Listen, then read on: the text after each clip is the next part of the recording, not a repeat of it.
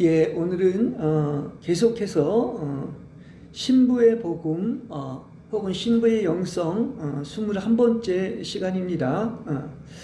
본문 말씀은 마태복음 19장 27절, 히브리서 4장 12절, 마태복음 18장 2절에서 4절, 마가복음 10장 2절에서 12절, 마태복음 25장 40절, 잠언 6장 6절에서 8절, 이사야 60장 1절에서 3절, 사도행전 9장 3절에서 4절, 누가복음 13장 23절에서 30절, 계시록 8장 3절에서 5절, 히브리서 5장 7절, 시편 121편 1절에서 2절입니다. 제가 이렇게 성경 말씀을 많이 인용하는데 성서가 성서를 해석하는 것처럼 성서는 창세기부터 계시록까지 전부 하나로 연결되어 있습니다. 그래서 사실 지금 12개만 이야기를 했는데 계속 그 성서의 말씀만을 가지고 얘기하기 때문에 지금 본문을 한 20-30개도 더 찾아낼 수 있습니다. 그러나 시간이 많이 가기 때문에 항상 제가 평균적으로 한 12개씩만 이렇게 말씀을 드리고 있다는 사실입니다. 그래서 오늘도 이어서 신부의 복음 21번째 시간인데 세 가지의 주제를 가지고 오늘도 말씀을 선포하도록 하겠습니다. 첫 번째, 지금까지 앞만 보고 달려온 모든 것을 내려놓는 것입니다. 그 마태복음 19장 27절에 보면 제자들이 특히 베드로가 예수님께 우리가 모든 것을 버리고 주님을 따랐습니다. 그러나 우리가 무엇을 얻게 되겠습니까? 이렇게 예수님께 이야기를 합니다. 여기 우리가 모든 것을 버리고 주님을 따랐다. 그 제자들, 12제자들이 바로 이제 이러한 삶을 살았는데 이것은 우리에게도 이렇게 요구하시는 그런 말씀입니다. 내 자신이 가진 모든 것을 다 예수님께 드린 이 무소유의 결정. 다시 말하면 우리 그 하나님만이 전부가 되고 우리에 관련된 것은 다 무가 되는 이것을 이야기하고 있는 것인데, 자, 그렇다고 한다면 제가 오늘 제목처럼 우리는 지금까지 앞만 보고 달리던 나의 힘으로 하는 모든 것을 다 내려놓고 그리스도가 전부가 되는 이 결단의 시간이 필요하다는 사실이에요. 물론 예수님을 영접한 순간부터 그래야 되겠지만은 그러나 우리는 신앙생활을 하면서 이게 날마다 이러한 새로운 패러다임으로 그야말로 육체를 그 정욕과 욕망과 함께 십자가에 못 박고 그 영을 따라 살아야 하는 것입니다. 그래서 신앙생활은 날마다가 나는 죽고 그리스도만 사는 것인데 이게 내가 무가 되고 그리스도가 전부가 되는 것이를 얘기를 하고 있습니다. 그래서 우리는 그 무소요 다 내려놓고 버려라 얘기했는데 그야말로 이것은 이 무소요가 우리의 마음속에서 날마다 결정이 돼야 된다, 이렇게 말씀을 드릴 수 있습니다. 이 갈라디아서 5장 24절을 지난주에도 얘기를 했지만 그 원문을 찾아보면 이 정욕과 욕망은요, 이 정욕이 뭐냐고 하면 파토스라고 해서 이것은 자기 열심을 얘기합니다. 이거 패션이라고도 그러고 자기 열정, 이게 다 내려놔야 된다는 것이죠. 그래서 우리가 이제 그 헬라어에서 보면 그 파토스와 로고스라고 하는데 로고스를 심지어 성경에서는 주님이라고 하지 않습니까? 그러니까 자기의 어떠함을 다 내려놓고 오직 로고스인 말씀만이 전부가 되는 이러한 여러분이 되시길 바랍니다. 예, 그렇습니다. 그래서 우리는 왜 제가 지금까지 앞만 보고 달려온 모든 것을 내려놓으라고 했느냐면 나의 어떠함으로 하는, 다시 말하면 아까 파토스라고 그랬죠? 인간의 열심으로 하는 모든 선한 것, 섬김, 헌신, 충성을 모두 끝내야 할 줄로 믿습니다. 예. 이게 왜 이렇게 강조가 되느냐? 그랬죠. 뭐 계속 시종일관이 신부의 복음에서 얘기하는 것이 다 무가 돼야 된다. 그야말로 자아가 다 가루가 돼야 된다. 그리고 그리스도만이 100%가 돼야 된다는 이 말과 일맥상통하는 거래요. 왜 그러냐고 하면요, 이 근원이 중요한 겁니다. 이게 도대체 어디에서 나왔는가 하는 것인데, 선과 악의 지식나무에서 나온 모든 것은 다 끝나야 되는 거예요. 그러니까 선까지도 끝내야 되는 것입니다. 하나님으로부터 나오지 않은 것을 그렇게 되는 것입니다. 성경은 하나님 아버지께서 심지 않은 것은 다 무너진다고 그랬어요. 그죠? 주님 앞에 나아갈 때. 그래서 우리는 근원으로 돌아가야 한다고 하는 말처럼 이 말씀만으로, 영만으로, 그리스도만으로 여기에서 모든 것이 나와야지, 이것이 아닌 것에서 나온 것은 그야말로 아무리 어떠한 얘기를 한다 할지라도 사람은 대단한 줄 여기겠지만 하나님은 전혀 인정을 하지 않습니다. 하나님께 나온 것을 하나님께 드리는 것이 참된 제물이 되는 거예요. 인간이 드린 제물이나 다른 불은 즉사하는 거예요. 하나님이 받지를 않습니다. 이걸 얘기하고 있어요. 우리 히브리서 4장 12절 참 귀한 말씀 아닙니까? 예? 하나님의 말씀은 살아있고 효력이 있으며 양날이 선 어떤 칼날보다 더 날카로워 혼과 영과 관절과 골수까지 찔러 갈라낸다, 이렇게 얘기하고 있습니다. 이 말이 뭔 얘기냐고 하면은, 왜 이렇게 말씀이라고 하는 것을 살아있고 운동력이 있어가지고 이렇게 쪼개느냐, 예리해서 칼날, 양날선 칼보다도 더 예리해서 이걸 분별하고 쪼개느냐고 하면은, 쉽게 하면 말씀이 영이고 생명입니다. 그러니까 하나님의 말씀은 그야말로 영이고 생명이고, 이거 아닌 모든 것들은 다 끝내야 되는 것을 이야기하고 있습니다. 그렇죠? 다시 말한다고 하면 영에서 나온 것만이 영이고, 육체와 혼인 자에서 나온 것은 이게 다 십자가에 못 박혀야 하는 것을 이야기하고 있습니다. 그렇게 영의 얘기를 많이 했죠. 그 영만이 영이고, 다시 말하면 육에서 나온 것은 육입니다. 다시 얘기한다고 하면 육체나 혼에서 나온 것은 다 십자가에 못 박혀야 되는 거예요. 이게 그 말씀의 본질인 것입니다. 근데 이게 영과 혼을 구분하지 못하면 어떤 것입니까? 그 근원이 말입니다, 영에서 나오지 않은 것들인데 이걸 분별하지 못하는 거예요. 그래가지고 이것이 바로 종교고 견고한 진인 이론이며, 우리 흔히 얘기하는 사람 중심의 인본주의와 구복주의가 다 여기서 나오는 거예요. 이거는 영에서 나오는 게 아니에요. 아드 폰테스라고 하는 그 근원에서 나오는 것이 아니고, 영도 모르고 말씀도 모르기 때문에 말씀만으로, 그리스도만으로 얘기하지만 실제는 어디서 나오는 것이다? 다 자기의 머리나 이론이나 종교에서 나오는 거예요. 견고한 지는 누가 주는 거예요? 그 생각에 침투하는 사단마귀가 준 것입니다. 이걸 우리가 분별할 줄 알아야 돼요. 제가 그랬죠. 다 내려놔야 된다. 무소유.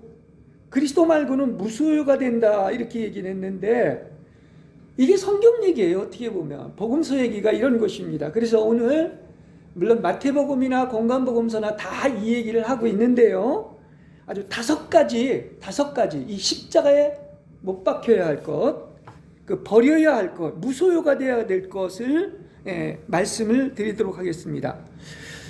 모든 것을 내려놓고 십자가에 못 박힌다고 하는 것은 이게 다 처리받아야만 돼요. 그렇죠? 그래야만이 천국에 들어갈 수 있다는 얘기인 것입니다. 그래서 여러분 다섯 가지를 잘 들어보시기 바랍니다. 자, 성경에 이제 마태복음에 이렇게 순서대로 이렇게 본다고 하면은 제일 먼저 십자가에 못 박히고 끝내야 할 것이 바로 뭐냐고 하면 뭘 것 같습니까? 바로 자아예요. 뭐라고요? 자아입니다. 그렇습니다. 그래서 이걸 공통적으로 성경은 반복해서 모든 사복음서에서도 얘기하고 바울도 얘기하는 게 이게 요점이에요. 다시 말한다고 하면 자기를 부인하고 자기 십자가를 지고 혼 생명을 미워해야 된다. 여기에 다 포함이 되어 있는 사실인 것입니다. 그렇죠? 그래서 이 자아는 파쇄되어야 할 제1순위에 해당이 되는 것입니다. 이 자아는 나를 얘기하고 있지 않습니까? 내가 죽어야 그리스도가 살지 않습니까? 그래서 이 자아는 몸과 혼으로 구성된 이 겉사람으로서 사람을 섬기는 모든 사람들이 언젠가 이걸 깨달아야 됩니다. 지금 그 사역을 방해하는 가장 근본적인 요인이 다른 데 있는 게 아니에요. 다른 사람이 아닌 바로 나 자신임을 발견하게 된다는 사실이에요. 그래서 아까 제목을 그렇게 정한 거예요. 지금까지 내 힘으로 하려고 했던, 이 자아로 하려고 했던, 앞만 보고 달려온 모든 것을 다 내려놔야 된다는 것이지요. 그렇습니다. 왜 교회가 이렇게 진정으로 하나님이 기뻐하시고 인정하는 살아있는 교회가 되질 못하는가? 왜 교회가 말입니다, 이렇게 기본적인 일도 할 수 없는 이유는 다 어디에 있는 것인가? 이 겉사람은 자아 때문이라는 사실이에요. 루터가 어떤 추기경보다 교황보다 자아가 더 무섭다고 이렇게 얘기했지 않았습니까? 그렇습니다. 이 사복음서에서 얘기하는 이 십자가 다음에 부활이 오는 것인데, 이 십자가의 가장 주관적인 체험은 다 뭐가 있는 것이냐? 자아가 다 파쇄돼서 가루가 되어야 되는 겁니다. 근데 사도 바울 말마다 어떻게 해야 돼? 날마다 죽는다. 날마다 죽는다, 이렇게 이야기를 하고 있지 않습니까? 그래서 도대체 이 얘기가 무슨 얘기냐고 하면은,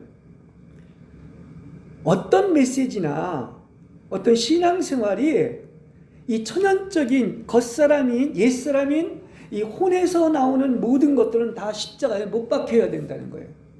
대표적인 게 바로 지정이지, 혼이라고 하는 것은 그게 뭡니까? 이 머리에서 나오는 것들, 다 이것이 바로 십자가에 못 박혀야 되고, 또 감정이라고 하는 것은 이게 자기 열심, 아까 파토스라고 그랬죠?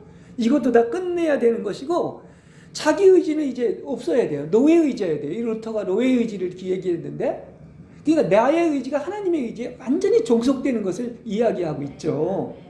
그래서 혼에서 나오는 것이 바로 이런 것입니다. 근데 대부분 이런 것들을, 이걸 얘기를 해도 무슨 얘기냐? 이 심장에서 나오질 않고 머리에서 나오는 이론들을 얘기하고 있는 것입니다. 이게 또 사탄의 견고한 진이라고 하는 사실이에요. 그래서 첫 번째는 어떻다? 자아가 완전히 끝나야 된다. 자, 그 다음에 뭡니까? 두 번째는 역시 이거 영성에서 가장 정말 은혜 받는 비결인데, 역시 끝내야 하는 게 바로 뭐냐? 교만입니다. 교만. 예. 이 지금 얘기하는 것들 다 성경을 그대로 인용하고 있는 겁니다. 예수님께서 어린아이를 제자 가운데 세우시고 이렇게 얘기합니다. 어린아이와 같이 되지 않으면 결단코 천국에 들어가지 못한다, 이렇게 얘기하고 있습니다. 그러면서 예수님께서 말씀하시기를, 마태복음 18장 2절에서 4절을 보면은, 누가 천국에서 가장 큰 자다? 겸손한 자. 다시 말하면 이렇게 자신을 낮추는 어린아이와 같은 자가 천국에서 가장 크다고 얘기를 하고 있죠. 세상의 가치관은 정반대인 것을 알 수가 있습니다. 여러분, 성경이 왜 끝까지 열리질 않고 이렇게 천국의 비밀을 숨기실까요? 하나님은 분명히 이야기를 해놨습니다. 한마디로 얘기한다면 누구한테 숨겨져 있다? 천국의 비밀은 교만한 자들한테 숨겨져 있다는 거예요. 그렇습니다. 그리고 누구한테 열린다? 어린아이와 같은 겸손한 자들에게 열린다고 하는 거예요. 기분 나쁘게 들릴지 모르지만 많은 것을 가지고 있어서 문제가 되는 거예요. 머릿속에 너무나 많은 어떤 사상과 이론과 신학사상이 숨겨져 있는 겁니다. 그게 다 뭡니까? 이 머리에 말입니다. 하나님을 만나려면 심장에서 나와야 되는데 머리에 그리스도 아닌 쓰레기로 가득 차 있기 때문에 그렇다는 사실을 여러분 아시기 바랍니다. 이 쓰레기인 줄 모르고 여전히 추악하고 냄새난 죄인인 내가 나오고 쓰레기가 나오는 거예요. 그게 다 어디서 나오는 것이다? 머리에서 나오는 것이다. 이야기를 할 수 있습니다. 그래서 예수님은 스스로 지혜롭고 총명하다고 하는 자들에게는 이렇게 숨기시고 어린아이와 같은 자들에게 나타나심을 감사합니다. 옳습니다. 이것이 하나님의 뜻이라고 그랬어요. 참, 그러니까 이게 바로 그리스도 하나님의 말씀인 것입니다. 그렇다고 한다면 우리가 아직도 이 땅에서 자기 자랑, 업적, 평판, 명성, 인기, 칭찬, 대접받는 것, 이거 참 부끄러운 거예요. 이 배설물이고 쓰레기인 것을 모른다는 사실이에요. 그죠? 그걸 그냥 인정받지 못해가지고, 그리고 그걸 이미 이 땅에서 그 칭찬을 받았다면 천국에서 받을 상이 없다는 사실을 우리가 알아야 됩니다. 그렇죠? 그러니까 아직도 나를 드러내고 높임 받기를 좋아하고 상자를 좋아한다면 상을 받지 못하고 천국에선 꼴찌가 된다. 높아지려고 하고 상자에 앉으려고 하면, 그렇죠? 예수님이 내가 온 목적은 섬기러 왔다. 많은 사람이 희생물이 되기로 왔다. 낮아져야 되고 섬겨야 된다. 이렇게 얘기하죠. 그런데 여전히 메시지를 전하고 신앙생활을 하면서 전부들 높아지려고 하는 거야. 참 부끄러운 걸 몰라요. 쓰레기를 가지고. 바울이요, 지금으로 얘기한다면 그야말로 헬라 사상과 휘랍 사상, 또 나아가서 그야말로 히브리 사상이 정통했던 사람이, 그만큼 똑똑한 사람이 없었습니다. 예수를 만나고 나니까 그걸 다 배설물로 여겼다고 그랬어요. 쓰레기다, 똥이다, 이렇게 여기지 않았습니까? 왜 성경이 그렇게 얘기하고 있는데 똥을 가지고 얘기를 합니까? 쓰레기를 가지고 얘기를 합니까? 그렇습니다. 그러니까 우리는 언제나 남이 칭찬해도 감추시기 바랍니다. 예수님은 항상 뭐 했어요? 뭐 드러내놓고 막 금식하고 외식하는 그 서기관과 바리새인과 같은 종교인들이 아니라 오히려 감추시고 항상 낮은 자리에 앉으셨어요. 그걸 본으로 보여주셨습니다. 그리고 아버지만 자랑했죠. 여러분도 마찬가지입니다. 가장 낮은 자리에서 그리스도만 자랑하시기 바랍니다. 거기에 그리스도가 계신 거예요. 교만한 자는 절대 못 만납니다. 하나님을. 이걸 알아야 돼요.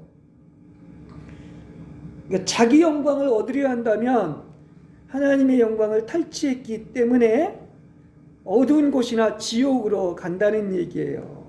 그렇습니다. 그러니까 아직도 내 업적을 이루려고 한다. 내가 어떤 큰 사람이 되려고 한다. 유명한 어떤 목사가 되려고 한다. 어림없는 소리. 이게 기독교를 이토록 하락시켜 놓은 것임을 아시기 바랍니다. 예수님이 그렇게 살지를 않았어요. 그렇죠?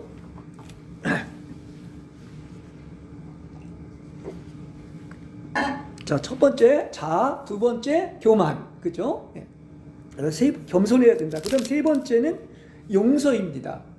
이 다섯 가지 기본적인 핵심이 끝나야 되는데 이 근본을 알아야지 많이 든든한 토대 위에 서가지고 이제 부활의 생각을 이루는 거예요. 그렇습니다.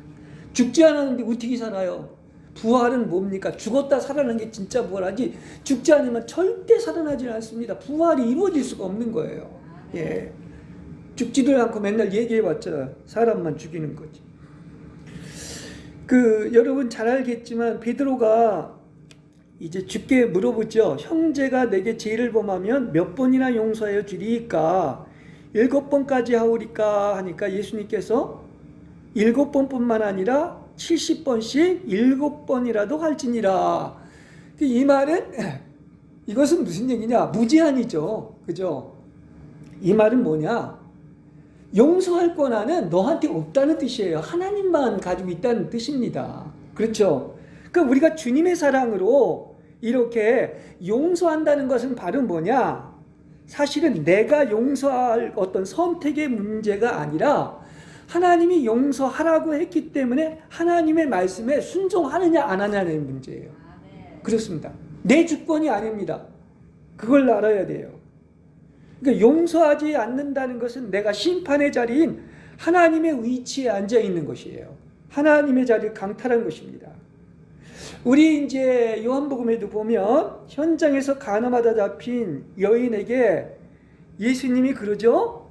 나도 그대를 정죄, 유죄 판결하지 않으니 가서 이제부터 더 이상 죄를 짓지 않도록 하십시오. 이렇게 얘기하는 것을 알 수 있습니다.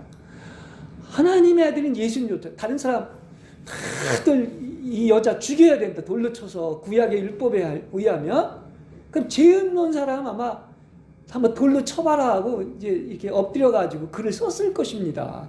그러니까 다 도망갔잖아요. 인간은 죄인 아닌 사람이 없어요.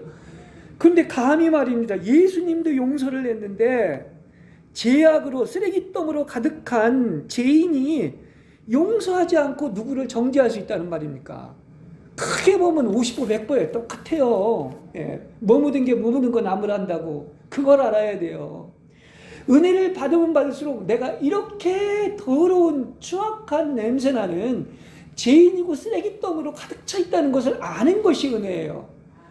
덕지덕지 그냥 쓰레기에 잔뜩 붙어 있는데 그걸 정작 보질 못하는 거예요. 그러니까 맨날 쓰레기만 얘기하는 겁니다. 그래서 회개에 합당한 열매를 행위로 맺지 않을 때 그 쓰레기는 계속해서 남아있지 소각되지 않는 거예요. 회개에 합당한 열매를 맺어야 돼요. 그죠? 그래서 지금 대림절이지만 세례 요한도 그렇지 않습니까? 회개에 합당한 열매를 맺지 않는 서기관들, 종교 지도자들 보면서 이 멸망의 가정은 뚝새 자식들아. 누가 너에게 임박할 진노를 피하라 하더냐. 이렇게 얘기를 하지 않습니까? 그게 누구예요? 쓰레기를 가지고 있는 나한테 얘기하는 거예요. 그걸 우리는 알아야 된다는 것입니다. 그리고 분명히 알 수 있는 것은 이 사람을 용서하지 못한다고 한다면은 그리고 회개하지 않으면은 천국에 들어가지 못하는 거예요. 천국에 들어가라고 무조건 용서해야 되고 회개해야 된다고 얘기를 하신 거예요, 주님이. 그러니까 이 실수 범하면 안 됩니다. 용서하지 못함으로 내 하늘 아버지도 여러분에게 이와 같이 하실 거라는 경고를 잊지 마시기 바랍니다. 그러니까 네가 남을 용서하지 않으면 나도 너를 용서하지 않겠다는 이 경고에 하늘 아버지도 그렇습니다. 그래서 우리는 소크라테스가 죽으면서 누구한테 빚진 닭 한 마리를 갚아달라고 그랬는데 누구한테 요만큼이라도 용서하지 않고 빚진 것이 있으면 진실로 회개하고 다 갚으시는 여러분 되시기 바랍니다. 닭 한 마리라도.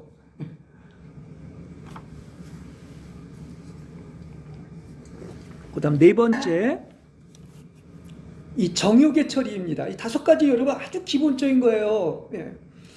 이 남자와 여자는 그 둘이 아니라 한 몸 된다고 했습니다. 둘이 아니라 한 몸인 거예요. 이게 영적인 원리입니다. 그게 바로 예수님과 우리가 신랑과 신부로서의 한 몸됨을 이제 얘기를 해주고 있는데, 그래서 거기에서 그런 얘기를 하죠.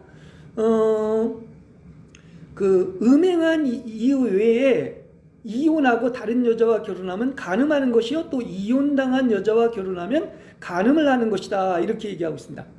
근데 이게 영적인 의미가 바로 뭐냐고 하면, 우리의 영적인 의미에서 우리의 이제 진짜 남편, 우리의 이제 진짜 어떤 눈에 보이는 남편도 있지만, 진짜 우리의 신랑, 유일한 남편은 예수님밖에 없는 거예요. 그래서 성경은 여자들은 다 우리 믿는 이를 얘기하는 것이고 남편은 예수 그리스도만 얘기하는 거예요. 그게 신부의 복음이에요. 그리고 그렇지 않습니까? 자, 그럼 영적인 의미는 뭐냐? 예수 외의 다른 것을 사랑하는 게 바로 영적인 간음이라는 거예요. 그러니까 아무리 내 자식이나 가족이나 소중한 돈이나 이건 말할 것도 없고 어떤 정욕도 마찬가지고요. 예수님보다 다른 걸 더 사랑한다고 하는 것은 그게 바로 간음한 것이다. 구약에서 아모스나 호세아나 여러 데서 나오는 것, 나는 너와 결혼한 사이다, 나는 너의 남편이다. 근데 그렇게 또 도망가고 그래도 또 붙잡으면 또 도망가고 그러지 않습니까? 이게 예수님과 우리의 관계를 얘기해주고 있는 거예요. 그렇죠? 그러니까 우리가 그 전에 순결 이렇게 얘기했는데, 이 다른 것도 사랑하는 게 다른 남편을 두는 것이고, 우리는 어떻습니까? 일편단심 순결한 처녀로서 신랑에게 이렇게 순결의 동정을 바치시는 여러분 되시길 바랍니다. 이게 주님을 사랑하는 거예요. 우리는 말은 주님을 사랑한다, 다 같이 영광 취하는 것, 이게 바로 하나님의 자리를 강탈하는 것이고 순결을 잊어먹은 거예요. 순수함을 잊어먹은 겁니다. 성경은 두 주인을 결코 섬길 수 없다고 했는데 주님 말고 세상을 사랑하기 때문에 결국은 어떻게 됩니까? 그게 영적인 바벨론으로 영적인 간음이 이루어졌기 때문에 심판받고 지옥 가는 거예요. 이걸 얘기해 주고 있는 것입니다. 그렇죠? 자, 그 다음에 마지막 다섯 번째, 첫 번째의 다섯 번째입니다. 그 중에 하나가 또 이게 핵심적인 겁니다. 역시 부를 처리받아야 된다. 돈을 처리받아야 된다는 얘기예요. 그래서 왜 우리가 두 주인을 섬길 수 없다고 그랬는데 이 유일하게 돈은 이게 만몬 신이라고까지 얘기를 합니다. 그 정도로 우리 인간한테 영향을 주는 것을 알 수가 있어요. 결코 돈이 주인이 되면 안 되는데 말세의 특징이 다 돈이 주인이 된 거야. 성경에 낙타가 바늘귀 구멍을 통과하는 것보다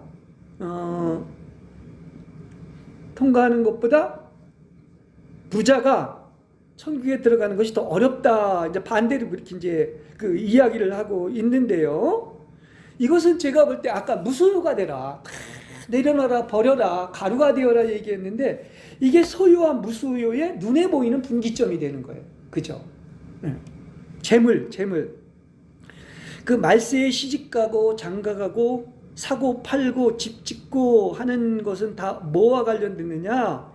이 세상에 빠져서 이 만몬신에 빠져 있다는 것을 상징하고 있는 것입니다.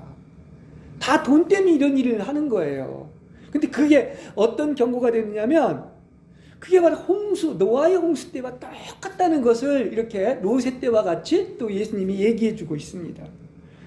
그러니까 그들은 이 돈에 빠져서 세상에 빠져 있다가 홍수가 온다는 것을 알았는데도 알긴 뭘 알아요. 심판을 준비하고 있지 못하기 때문에 정말 이렇게 물이 차가지고도 그것까지도 아직도 저게 진짜 심판인 줄 몰랐어요. 그리고 사람들한테 뭡니까? 이게 목숨이 물에 빠져 죽을 때까지 저 노아가 저 정신 나갔다 막 비웃고 미친 사람이라고 취급을 한 것을 알 수가 있습니다.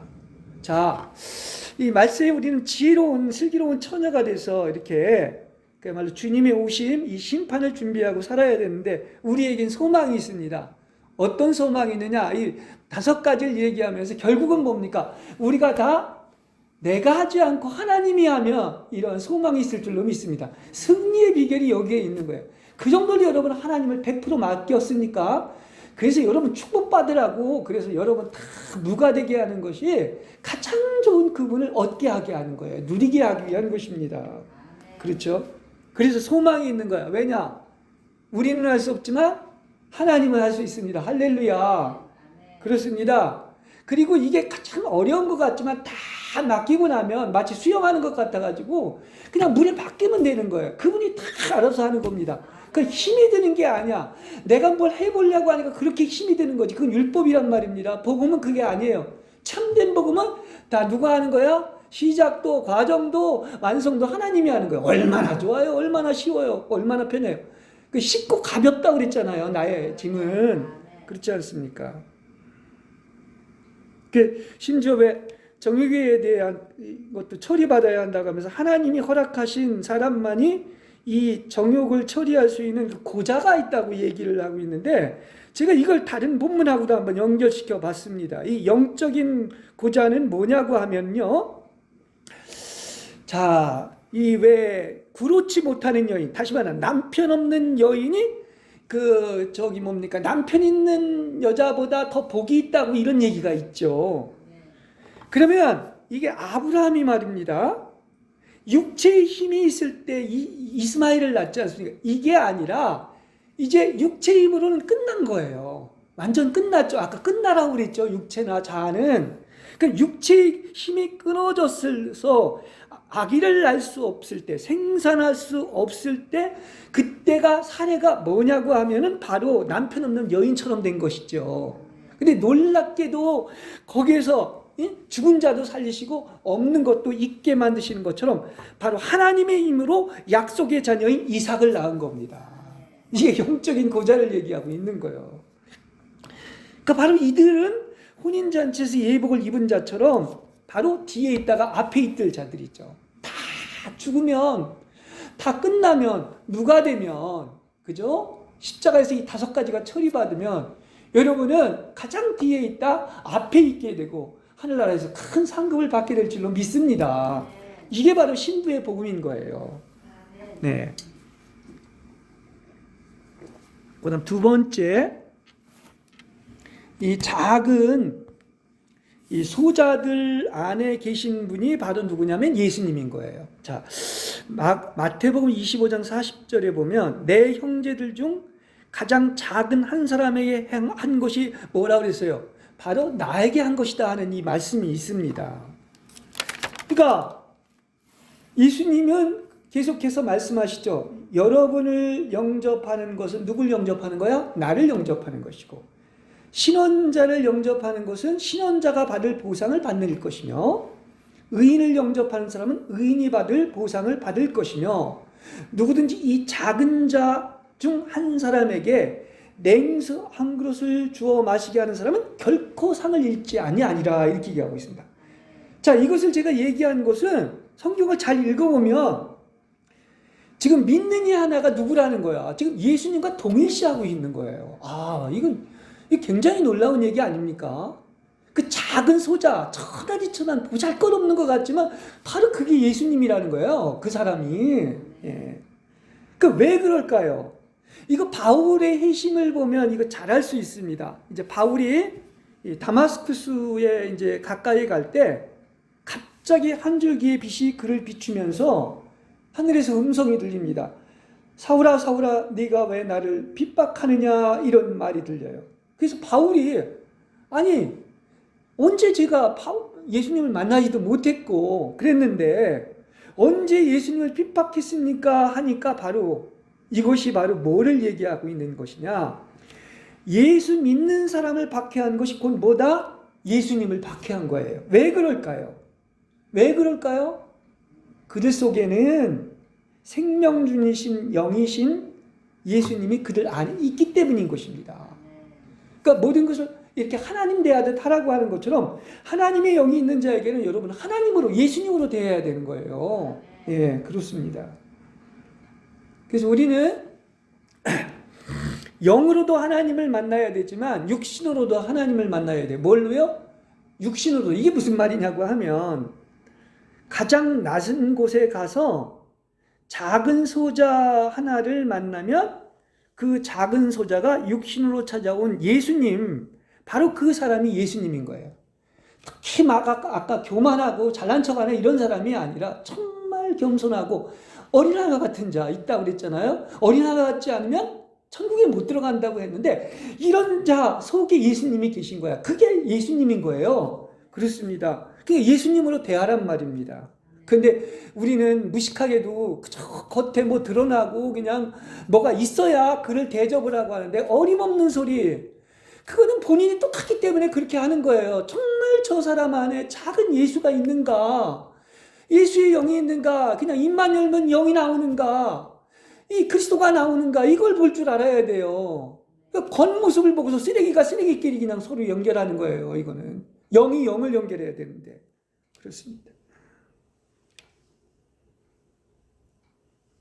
그러니까 그 작은 소자를 섬기는 것이 예수님을 섬기는 것, 여기에서 또 하나 주목해야 될 것이 있습니다. 무슨 얘기냐면 그저 왜 우리가 어디 좋은 일을 하고 뭐 겨울에 이렇게 연탄을 날려주고 하지만 그 사진 찍기에 바쁘지 않습니까? 섬기는 것은 좋은 거죠. 예수님이 섬김의 본을 보이지 않았습니까? 근데 문제는 어디에 있느냐?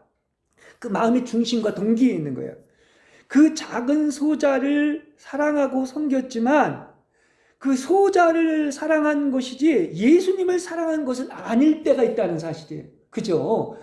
그 사람을 섬기는 것은 그 사람 안에 예수님이 있지 않습니까? 그러니까 예수님을 사랑하는 그 사랑으로 섬기는 것이지 그 소자를 내가 섬기는 것은 진정으로 예수님을 사랑하고 계명을 지키는 게 아니란 말입니다. 그걸 얘기하는 거예요. 그러니까 낮은 곳으로 내려가서 소자를 섬기는데 항상 거기에 누가 있어야 된다? 예수님이 함께 동행해야 되는 거예요. 그게 진정한 섬김입니다. 그게 사랑이고, 내게 없는 그 예수의 사랑, 내게 없는 그 예수님의 섬김이 있을 때 그게 진정한 섬김이야. 그게 또한 예수님의 뜻을 이루는 것이고 사랑하는 것이다 얘기를 할 수가 있습니다. 그렇습니다. 그래서 제가 그전 설교에서도 성전을 섬기는가 하나님 자신을 섬기는가, 성전은 겉의 것을 보고 섬기는 것이고 예수님 자신을 섬기는 것은 정말 예수님을 사랑해서 섬기는 것이죠. 그렇습니다. 그래서 예수님이 없으면 자기 힘으로 하는 것은 그 율법밖에 되지 않는 거예요. 무슨 얘기인지 이해가 되지요? 그렇습니다. 그렇습니다.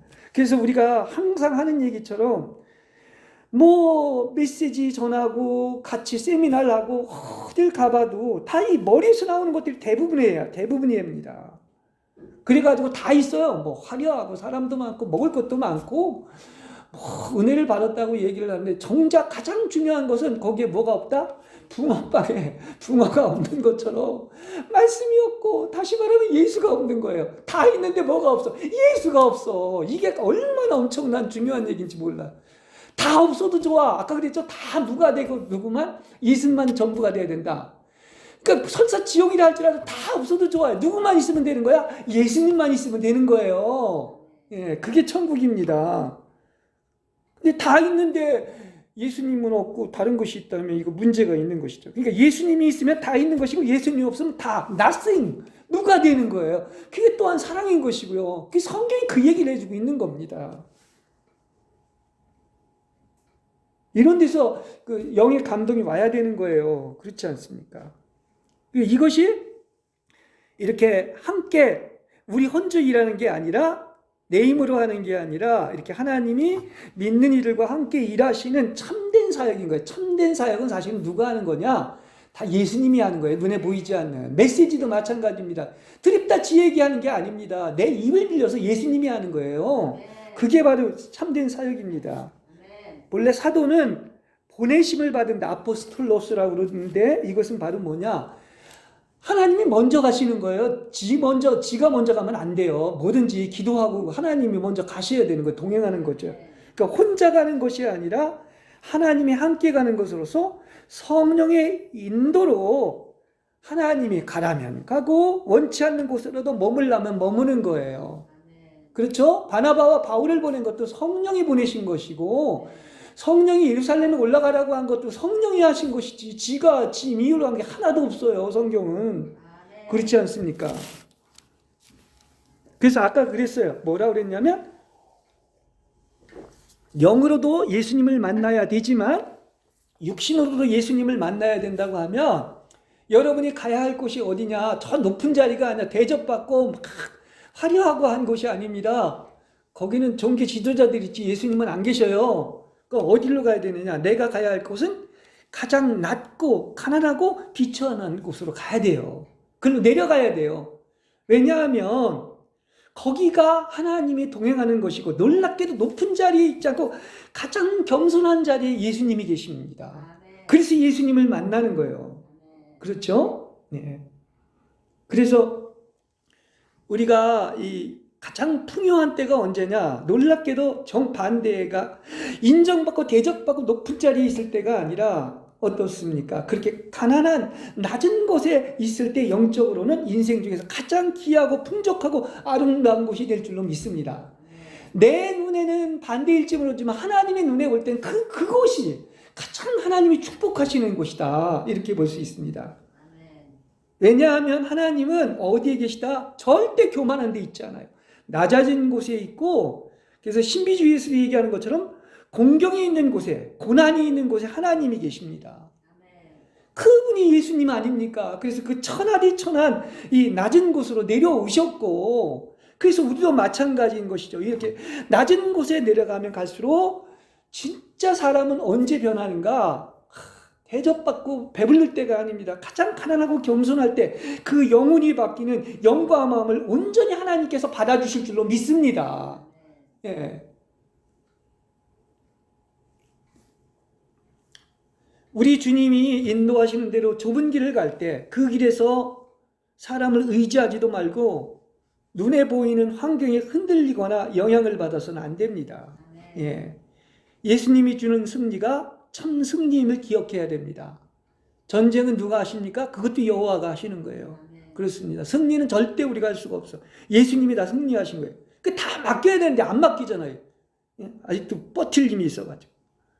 나의 경험을 의지하지 않고 오직 예수님의 얼굴만 바라봐야 합니다. 그냥 예수님만 의지하는 길이에요. 이 길은 딴 거 없어요. 그죠? 내가 뭐 하려고 하지도 마세요. 그래서 이 좁은 길 위에서 더욱 새로운 창조물로 그때 빗어지는 것입니다. 고난이 있는 곳에서 사실 빗어지는 거예요.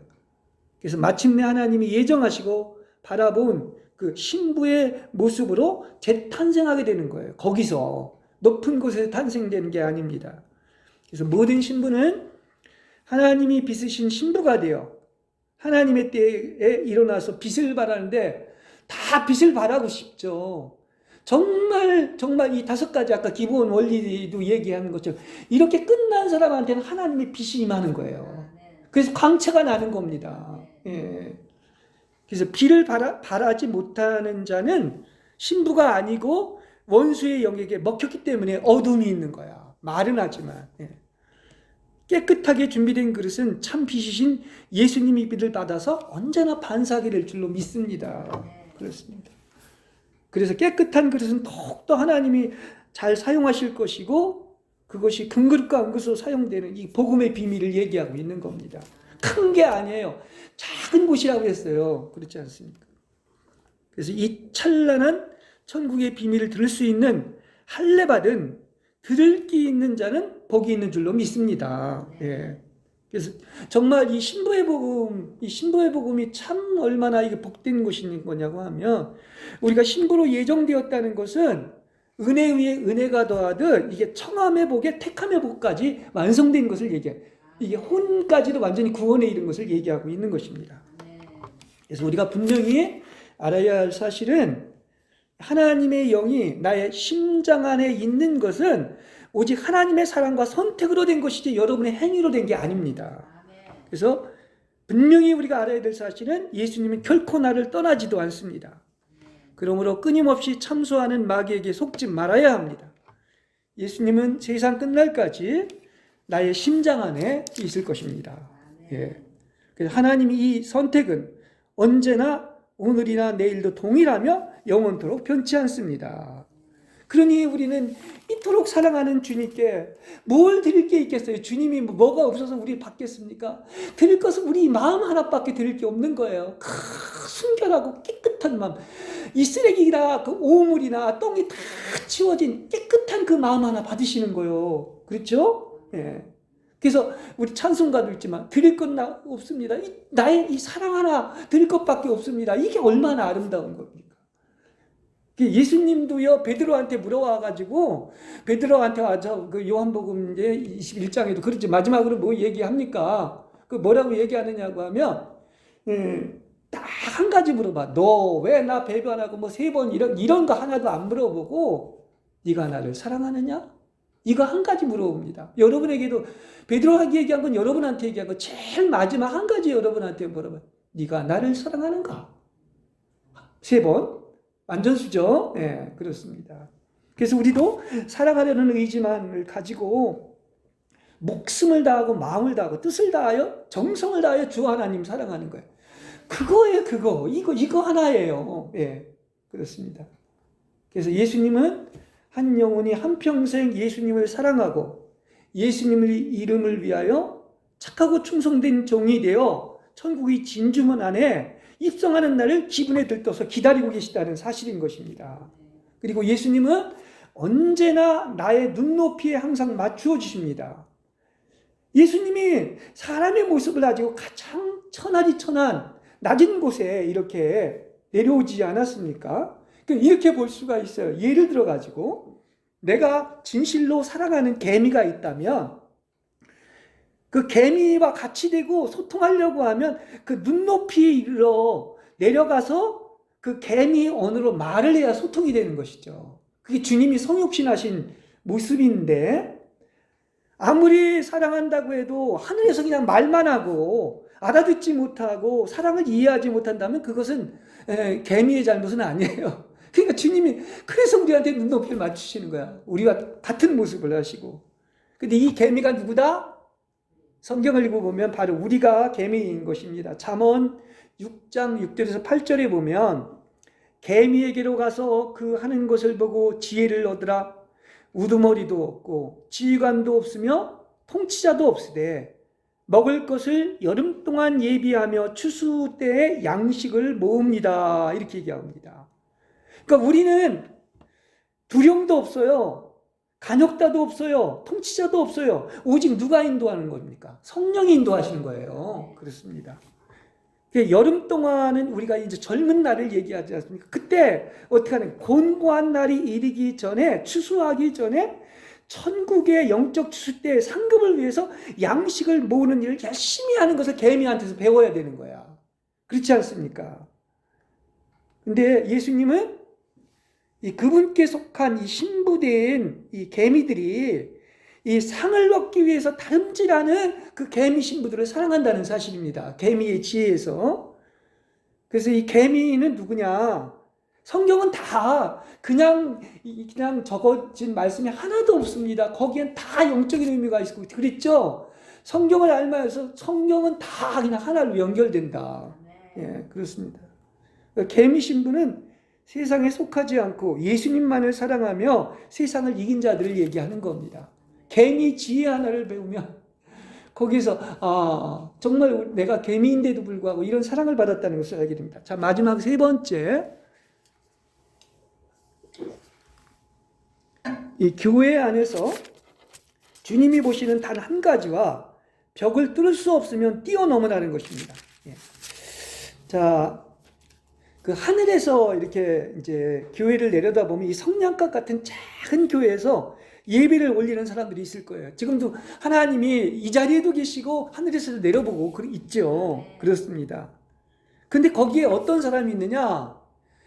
1000명이 있어도 그야말로 정말 신부가 하나도 없을 수가 있고 3-4명이 예배를 드려도 거기 신부가 있을 수 있는 거예요. 하나님 그런 눈으로 보신다는 사실을 아직 것이 아닙니다.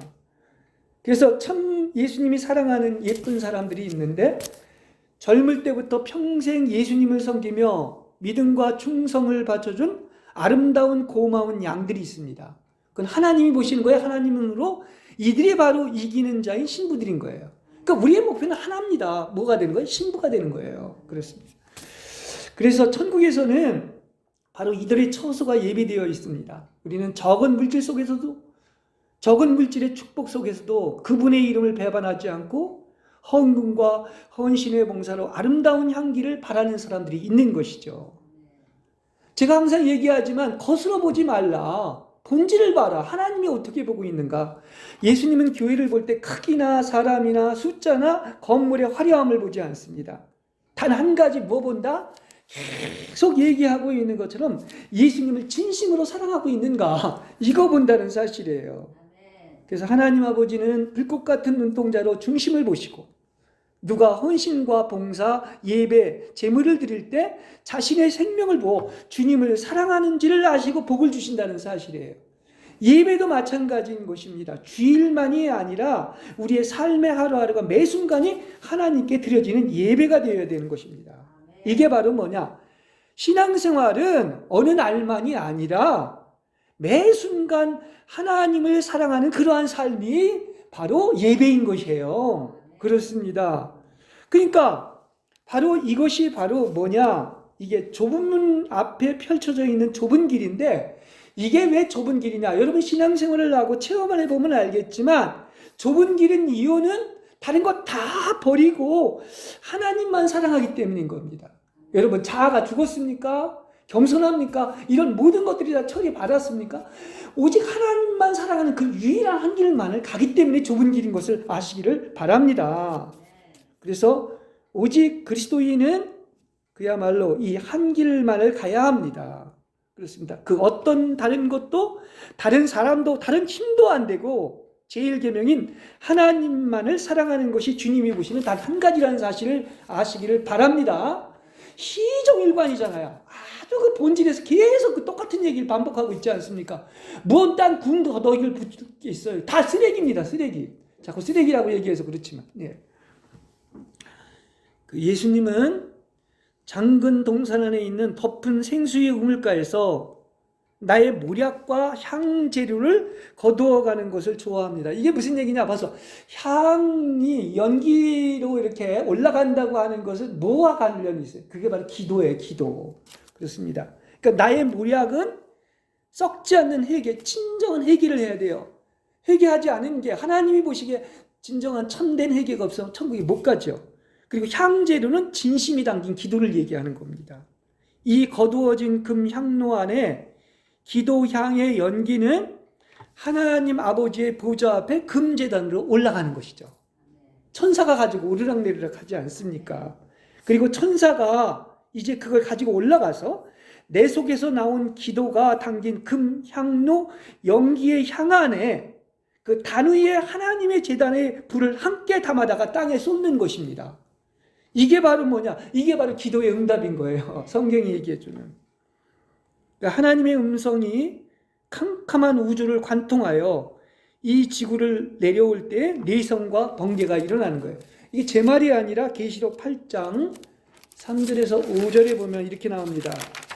또 다른 천사가 와서 제단 곁에 서서 금향로를 가지고 많은 향을 받았으니 이는 모든 성도의 기도들과 합하여 보좌 앞 금단에 드리고자 함이라. 향의 연기가 성도의 기도와 함께 천사의 손으로부터 하나님 앞으로 올라가는지라. 천사가 향료를 가지고 단 위에 불을 담아다가 땅에 쏟음에 내성과 음성과 번개와 지진이 나더라. 지금 설명했죠? 네, 그렇습니다. 그러니까 기억해야 될 것은 뭐냐? 참 기도는 말이 아니에요. 예, 증언부언하는 게 아닙니다. 참 기도는 묵상과 마음의 생각이 담긴 나의 속에서 풍겨져 나오는 그 향기가 담긴 연기를 얘기하는 겁니다. 그렇죠? 그러니까 하나님이 기뻐하시는, 인정하는 것이 돼야 돼요. 그러니까 하나님을 뜨겁게 사랑하는 마음에 눈물이 담긴 묵상과 계명을 지키려고 몸부림치는 땀에 젖은 그 마음이 참 기도라는 사실을 아시기를 바랍니다. 기도의 응답이, 아까 기도의 응답이 이제 땅에 쏟는다고 얘기를 했는데 느려지는 이유는 그 진실하지 않은 기도, 진실하지 않은 사람이 이 기도의 향료를 채우지 못했기 때문에 응답을 못 받는 겁니다. 그러니까 한평생 교회를 다녀도 금향로 한 개조차 못 채우고 하나님 앞에 갈 수가 있어요. 기도의 향료를 채우시기 바랍니다. 아까 그랬죠? 참 기도는 말이 아니다. 그야말로 눈물과 땀에 젖은 기도로 이렇게 세상을 이긴 신부들은 금향료를 채운 자들입니다. 그렇죠? 여러분은 눈물과 땀의 기도를 언제 드려본 적이 있으십니까? 여러분은 하나님의 계명을 지키기 위해 언제 마음의 격동을 죽였습니까? 그 스스로 하는 그 열정을, 그 파토스를 죽였습니까? 마음이 시키는 대로 말하고 행동한 것을 언제 하나님께 회개하고 사람에게 용서를 빌었습니까? 예. 정말 우리는 그 사과와 용서하는 것이 복인 것을 알 수가 있습니다. 그 넓은 마음 갖고 주님이 은혜를 주셨기 때문에 그런 겁니다. 그렇죠? 그리고 하고 나면 얼마나 마음이 상쾌하고 시원할지 몰라요. 그래서 우리는 행동을 직접 해야 됩니다. 용서하지 않고 회개하지 않으면요, 마귀가 철이 장막같이 뚫을 수 없는 불가능한 일처럼 우리의 생각을 이끌어가는 거예요. 그 마귀한테 이게 속아가지고 사로잡히는 겁니다.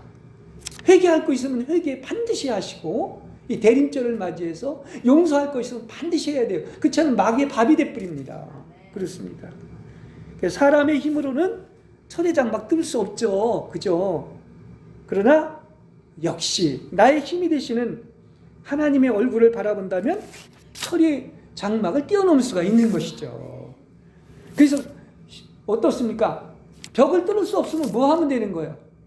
뛰어넘으면 되는 거예요. 그렇습니다. 그게 부활신앙이거든요.